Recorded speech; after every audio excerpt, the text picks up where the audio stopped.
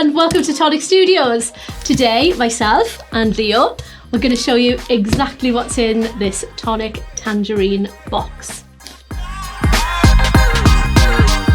So, what's in the box? Oh my goodness. And this is, we've been gifted this I from know. the studio, brand new, so we wanted to show you. I have my trusty knife. Yeah, you can stay I'm away going from to it. go across here. Let's just go, cut this tape. Who doesn't love an unboxing video? Oh, do you know what? Who doesn't love a brand spanking new Tonic Tangerine? Because I certainly do. When we get them upstairs, can you just test this for me? Opening a new tangerine is amazing. Right, so we shall open the box. So it's all really well protected. You've got your cardboard there. You've got all of this packaging. So we're going to take the pack of plates out first. Thank you. And your little book Thank you very with your Allen key ready to take the box. Yep. Okay, I'm going to take that out. Wow. So there's your tangerines. It's all encased in this nice foam to keep it nice and safe. So we just slip those off the edges there. And you get this little beauty here. So your handle is already attached to the machine, so you don't need to worry about doing anything with that. And you will see on here, you do have a little screw hole. And with your book, you get a little Allen key in here. So if at any point it does start to feel a little bit loose, just give it a quick tighten. You can also maintain it by just adding a little bit of oil if it starts to be a bit squeaky. I don't think I've ever had a squeak out of mine. No. But you can add a bit in the end of here or just in here, and that'll be fine just to keep it noiseless for you. Fantastic. You've also got the stabilising foot. So if we flip him on his side here, you've got this little screw here. You just unscrew him. Flip the foot out, it kind of clicks back into place, and turn the screw back to tighten. You've got your rubber feet on the bottom, so you've got them on both sides and in this stabilising part here, and you actually have two spares, so just here and here. So if you do lose any, if they pop out at any point, you can replace them with those. So we'll pop him back up. Oh dear Lord.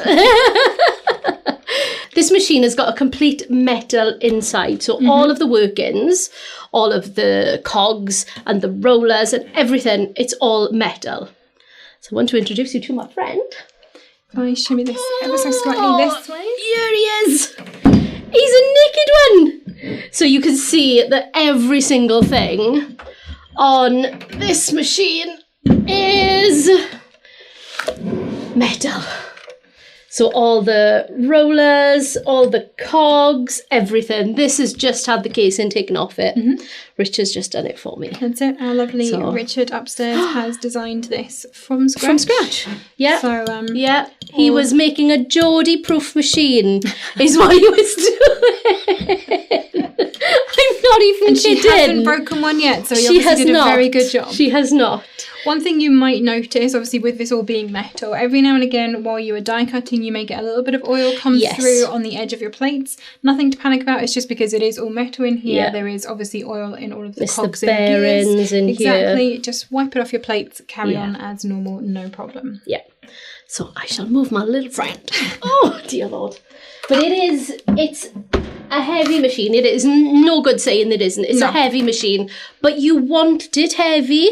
It's got the stability. You've got the safety of it being all metal. And with that extra foot in the middle, that helps to balance it, so you're not going to rock it. It's not going to tip over or anything like that. Obviously, it is an adult craft toy. This is not for children to play with. Craft toy. Craft toy. It is a craft toy. It is a craft toy. It's amazing craft toy. Yeah. Absolutely. We have tried many machines and have seen off many machines. My first A4 die cutting machine, I shall name no names. I saw it off in 3 weeks. Well done. I know. I thought so. So you do get a booklet that comes with it, and this is going to give you all kinds of maintenance information and sort of basic usage as well. You also get a full set of plates, and this is a full set. So we shall run through some common plate combos and sort of the basics for you of these. Look at these brand new plates. This is nice. We're not going to cut into these, are we? Oh, we are. Oh, no. Really? Oh, no. This is where we need to overlay. The first cut is the deepest. Oh. Right? So you have your raspberry plate, as is commonly known. So this is your embossing folder plate. You then have your green plate in here and your green mat. And these are for die embossing. Which is a really lovely technique that we should show more often. We don't do enough of that. You have your white plate, which is your top plate, and your lovely tonic orange base plate. And they're all marked. They are all named for you.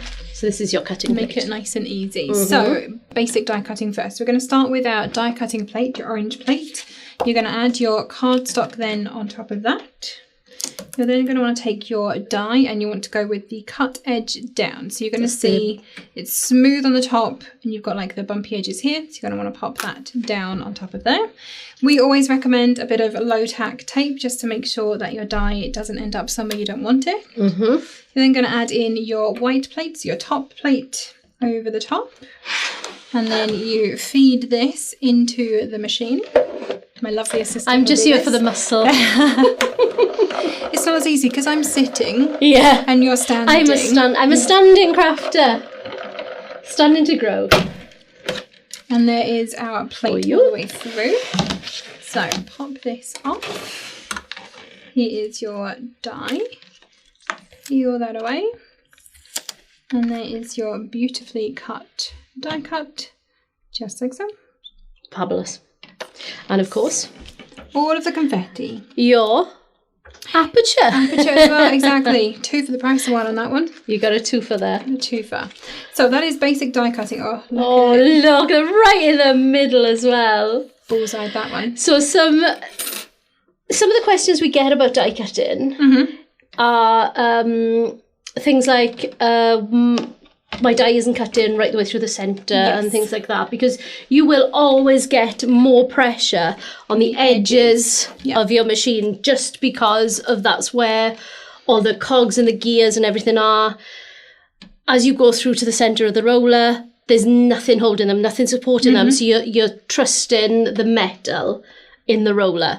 So you will get more support on the edges, so it is going to cut better on the edges. So what you'll find is you may need to just turn your cardstock and your die. So this is why it's important to tape your die down as well, so that if you've got a bigger die and it doesn't cut in the centre, it's taped down well and you can turn it, pop it back through again. That's it. Especially if you've got like an intricate pattern or something like that. It might be that you just need to rotate it. Yep. Or if it's a longer strip, try running it down the side. Run it down the side, and if you're finding then that this section here isn't cut in, slide it to the other side. And then you've got that section against an edge again. Exactly.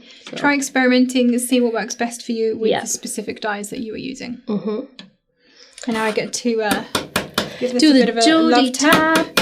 There we go. I'll just pop that down there as well. So next up we're going to do some die embossing, which is not something, like I said, that we do really very often at all. We don't, no. We did, it was a thing that we had quite a lot of embossing. We used to have a lot of embossing on older dies. You've got some on this pot here. Anyway, that we can show. So if I have a little bit of that scrap there. Oh, you want this bit? I'll have the scrap. Okay, I've got you a nice fresh piece. There we go. I know. So I'm going to die. It's a little teeny tiny pot that I'm going to die cut. So the ejection holes, if you can see on here, are actually heart shaped. They're not just holes. All right. So I'm going to cut it first. So that's your normal die cutting sandwich. That was the other thing that we should mention. Flip your plates regularly. Yes. Do cut on both sides. So flip both your top plate and your bottom plate every few cuts, just to help keep them straight. Like, we don't find that these plates warp, not like other plates that we have used do in the same way. They do but not. If you rotate them regularly, it will help to keep them I straight. haven't even embossed this. It's already given me my emboss. Oh, there we go. Right, so if you have a little look here, is this going to be close enough, Alex? You might need to do it on I cannot see very well there. Okay. Now, with just die cutting it, I'm going to try and get close enough that you can actually see the emboss in that die there. So those ejection holes have actually given you that pattern, but you have got to make that a little bit more prominent. So you die cut it first like this. We've already done. We'll pop that back down. Now I'm using my green plate, which is my die embossing plate. My green rubber mat. I'm popping that down. I'm going to get my die, which is quite handily stuck in there. I'm going to get my die cut back into the die and just stick it down there. And we're going to run that back through with the top plate. Okay, so I shall just straight through. Such a good noise. So I'm going to take my top plate off, and what you will see is the mat, this rubber mat, has actually pushed the cardstock through, so you will get more defined emboss. I mean, you did see it a bit earlier, but you will get... Oh, am I going to show this? Right, let's have a little look. Where was I? Was I around here? Yeah, that looks about right. Yeah, I think so. Yes, you can see that it's far more defined this time. But I mean, the machine is so good that you did get it anyway. Need to do it. But yeah, that's the idea of this. And what you can also do is, so instead of cutting with a die, if I grab, so we're using the same sandwich. We've got the green plate. Let me separate these. So we've got green plate, green mat, cardstock, and then I have my the same die that I cut earlier. Just pop that down. Bit of tape on the side just to hold it. So this time we're not cutting it first. We're just going straight for the embossing. Would you like me to? Thank you very much, my glamorous assistant. And we'll pray that this doesn't cut through. Oh, this is the noise I like. You can see the mat as well coming. So you will see that when you're doing this, the mat will it kind of moves show this as it comes through. So your mat stretches because of the pressure. So you will see, don't worry about that. It's just your nothing mat. To panic about. It's your normal. mat is stretching with the pressure. There you go.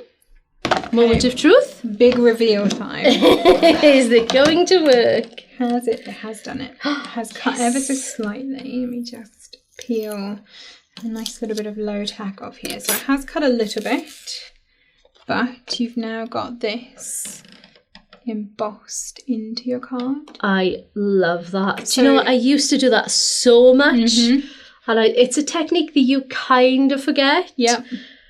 Until and now that we've got the green mats out again, we'll do that again. So look at all of your dies again, and look at how you can emboss them. I love it. I absolutely adore that. With your tangerine green plates. Last but not least then is your embossing folders. Now we don't have embossing folders at the moment.